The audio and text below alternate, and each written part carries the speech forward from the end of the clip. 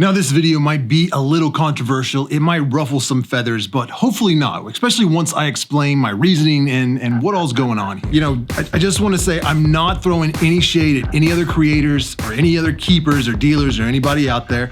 As with all my videos, I'm just telling you what I do. I'm not telling you what I think you should be doing. And hopefully after I explain the reasons why and what all's going on, it'll make more sense and you'll understand where I'm coming from.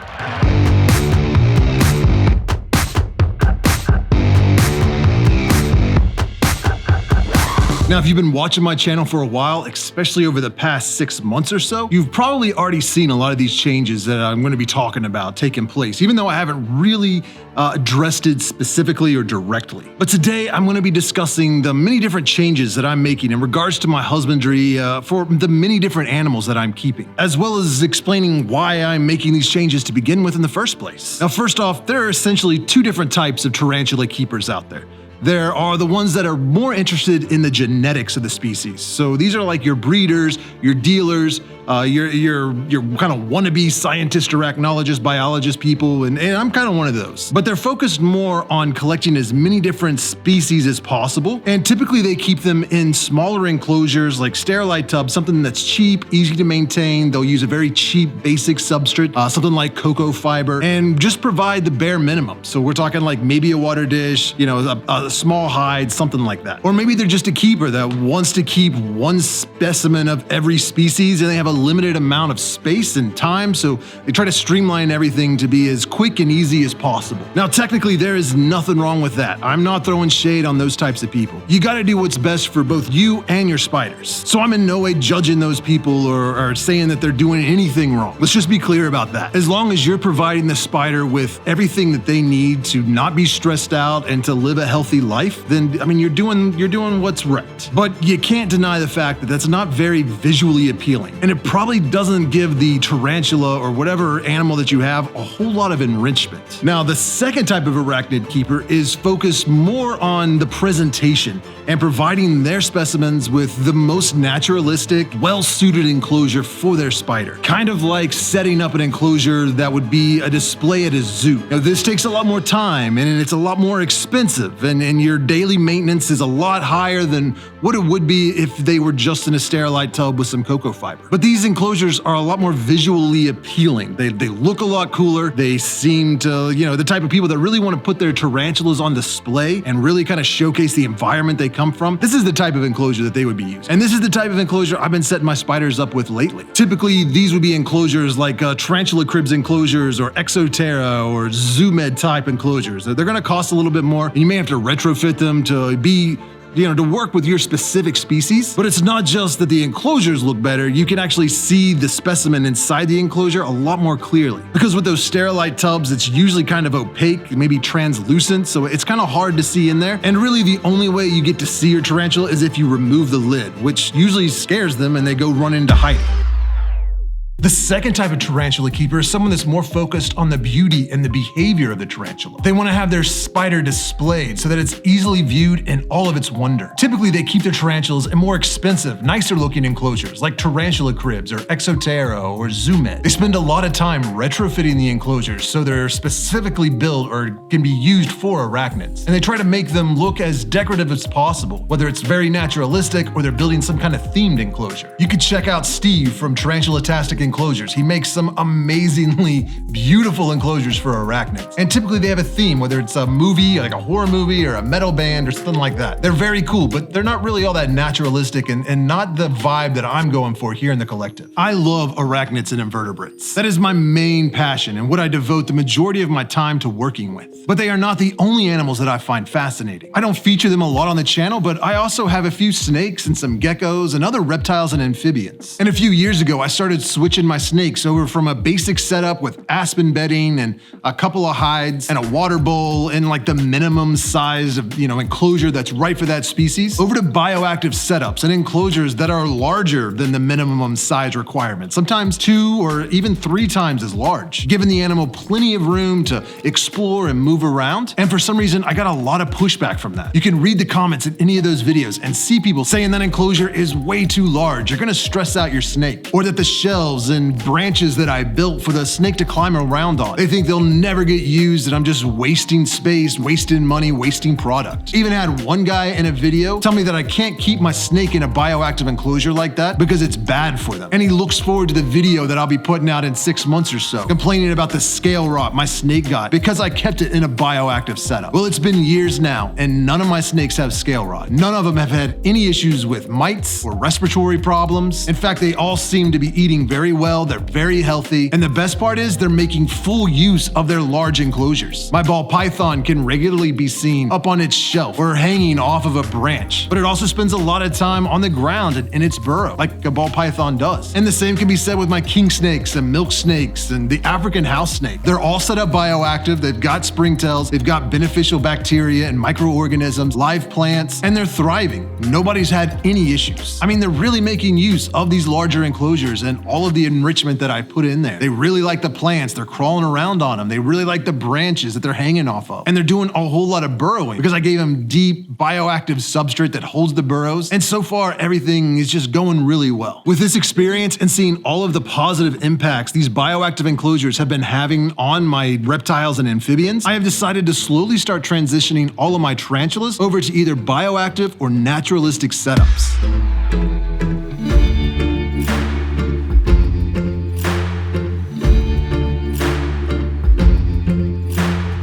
There are definitely some differences between a bioactive and a naturalistic setup, and I'll explain that for you real quick. A bioactive enclosure is one that mimics the natural environment of the animal as closely as possible and incorporates live plants and microorganisms that contribute to the health of the enclosure. This includes not just springtails and maybe some isopods, but also beneficial bacteria and other microfauna that essentially make substrate living dirt in a sense. The enclosure is designed to have a self-sustaining ecosystem where the plants and microorganisms work together to break down waste and provide nutrients for the animals. This type of enclosure requires a lot of attention and maintenance, but it can provide a very healthy and stimulating environment for the animals. On the other hand, a naturalistic enclosure is an enclosure that is designed to mimic the animal's natural environment, but without the incorporation of live plants and microorganisms. This type of enclosure typically relies on artificial substrates and decorations to create a natural-looking environment. Naturalistic enclosures can still provide a healthy and stimulating environment for the animals, but they typically don't require as much direct maintenance and intervention from the keeper to maintain those optimal conditions. Overall, both of the enclosures have their advantages and disadvantages, and the choice between them will depend on the specific needs of the animal and the preferences of the keeper. A bioactive enclosure may be more challenging to maintain, but it can provide a more natural and enriching environment for the animals, while a naturalistic enclosure may be easier to maintain, but may not provide the same level of ecological complexity. Now, right now, I've got my Theraphosa species and some other large terrestrial tarantulas that come from Central or South America that are typically found in rainforests or very humid environments in bioactive enclosures. While some of the adult species I have that are from more arid environments and don't need that kind of moisture, I have set up in more naturalistic environments. So they don't have the springtails, they don't have the microfauna and all the microorganisms, but it's still set up to look like the scrublands or a desert. Now, whether it's a bioactive enclosure or a naturalistic enclosure, I have stopped using cocoa fiber altogether, mainly because it's dusty, hydrophobic, and prone to mold growth. After trying many different types of commercially available substrates, I have decided the best substrate for my purposes is the Terrariums substrate made by the Bioactive, specifically for arachnids and invertebrates. It can be used dry right out of the bag for more arid species, and you can mix in leaf litter, sphagnum moss, and bioshot, as well as some other soil inoculants that they have available to create an environment for the microorganisms to flourish, making it a true bioactive substrate. Either way, the substrate is designed in such a way that it drains well while holding humidity, and most importantly, it will hold the burrows our eight-legged friends like to create. For full disclosure, I want to mention that the Biodude has not paid me to make this video, but they have provided me with an affiliate link that will save you 10% off anything you order from their website, and a small commission will come back to me to help support this channel. And that helps me keep doing what I'm doing, like buying enclosures and more substrate and plants and lights and all the things that I need to transition everybody over to these naturalistic setups. I started out with just a few species. I set them up in bioactive enclosures, added microorganisms and beneficial bacteria, springtails, live plants, and so on. I also connected their enclosures to the misting system and provided a grow light for the plants.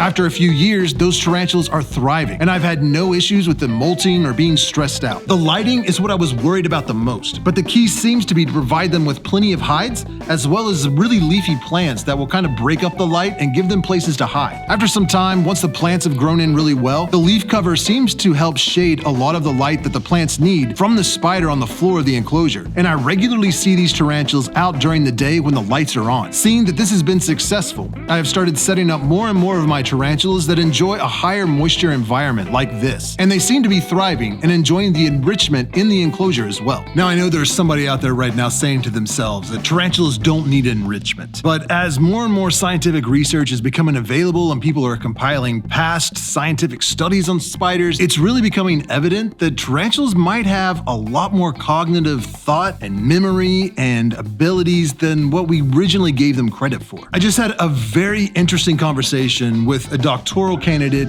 somebody that's going to school and getting their PhD about tarantula cognition, and that's going to be a whole podcast, so make sure you're subscribed to my other channel, The Exotic Pet Collective, if you want to see that whole entire conversation. It's a study that came out, I think it was in the early 2000s, but this scientist went down to Texas, gathered up some Aphonopelma adults from the wild, brought them back to the lab. He taught them to avoid a shock, so he suspended them over a little bit of water, and if they dropped their legs, one of their legs would hit the water, that would close a circuit, and it would zap them a little bit. So they learned to keep their foot up. What was really interesting about this is, I think it would have been decades earlier, there's a specific drug that researchers figured out inhibited learning. What it does is it stops protein synthesis in the brain. Basically, you need to be able to synthesize proteins to learn. So he gave the tarantulas this drug, and lo and behold, they couldn't learn to keep their foot up. This is much, much older, totally different researcher. He used air puffs. He didn't shock any tarantulas. So he and his students put them in what we call a Y maze. So it's a little maze, looks just like a Y. Animal can go left or right. And he taught them to avoid the air puff over about a month using different sensory cues. So the one that was lit would always be safe, or the one that was lit with a kind of light called polarized light would always be safe, or only the left side was always safe. And they were able to learn that.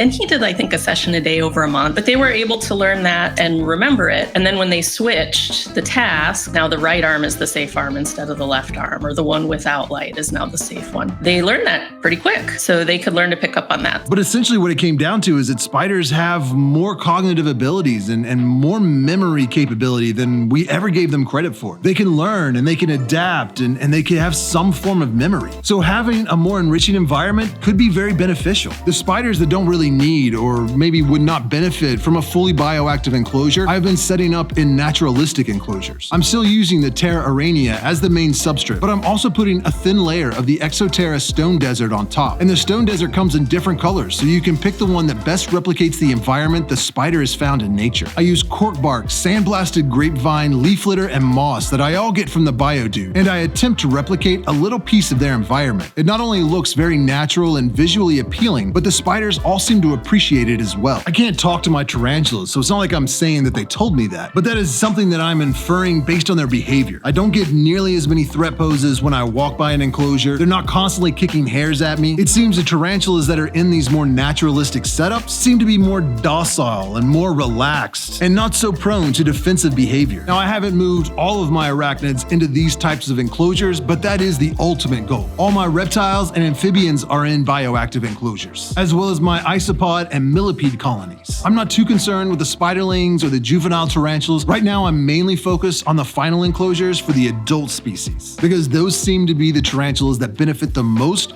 from these types of enclosures. I'm not telling you this to judge you or try to convince you to do the same thing that I am. You do what works best for you and your arachnids. I'm just telling you this so you can understand why I'm doing it. I feel like the bioactive and naturalistic enclosures provides beneficial enrichment and a more healthy environment for my tarantulas. I also think it looks a lot more visually appealing. But essentially what I'm going to be doing here moving forward is transitioning everybody over to naturalistic enclosures. They're going to be larger than the enclosures that typically you get recommended. And I don't want anyone to feel like they should be keeping their spiders this specific way. This is what's working for me in this environment, in this setup, with these goals, and that isn't necessarily something that's going to work really well for you. If you're a brand new tarantula keeper, it's probably in your best interest and the best interest of the spider that you go with the most basic enclosure setup that's possible. possible. And don't worry about all the frills and extra stuff that my enclosures have. And if you're new to keeping tarantulas, the simplest path is probably the best. You gotta do what's best for you and your spiders, whatever form that takes for your circumstances. But for me and my animals, with this opportunity that I've been given, with this much space and the time to devote to this project, I certainly want to take advantage of that and provide them with the best possible enclosures that I can. And with help from people like you that are watching these videos and using my affiliate links that are down below in the description, I'm able to afford to reinvest that revenue back into the animals, buying new enclosures and different substrates and plants and lights and everything that they need for these more immaculate, advanced setups. So thank you all so much for your support, and thank you to all the channel members and Patreon supporters who pledge a little bit of money every month to help me do what I'm doing here and